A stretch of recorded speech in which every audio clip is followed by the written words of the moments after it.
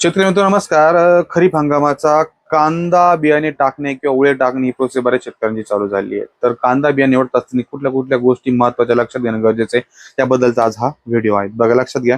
सर्वात पहिला मुद्दा, हे जे कांदा बियाणे हे कमीत कमी दिवसामध्ये आलं पाहिजे. दुसरा मुद्दा, त्या कांद्याचा कलर हा नारंगी किंवा राणी कलर हा असला पाहिजे. 2 पत्ती हे कांदा बियाणं असलं पाहिजे. तिसरा महत्वाचा मुद्दा, त्याचा आकार हा एकसारखा नारळीकार, ज्याची मागणी मार्केटला सर्वात जास्त आहे, असा असला पाहिजे. ह्या सर्व गोष्टी संपन्न, ह्या सर्व गोष्टी ज्या कांद्या बियाण्यामध्ये असतील, त्या कांद्या बियाण्याला सर्वसाधारणपणे 15 ते 20% बाजारामध्ये भाव जास्त वाढून मिळतो, हे तुम्हालाही माहित आहे. तर ह्या ज्या सर्व गोष्टी आहेत, ह्या सर्व गोष्टी सुपीक सीड्स कंपनीच्या चायना क्वीन या कांद्या वाहनामध्ये उपलब्ध आहेत. आपण गेल्या वर्षी याचे 5 ते 7 किलो पर्यंत ट्रायल दिल्या होत्या.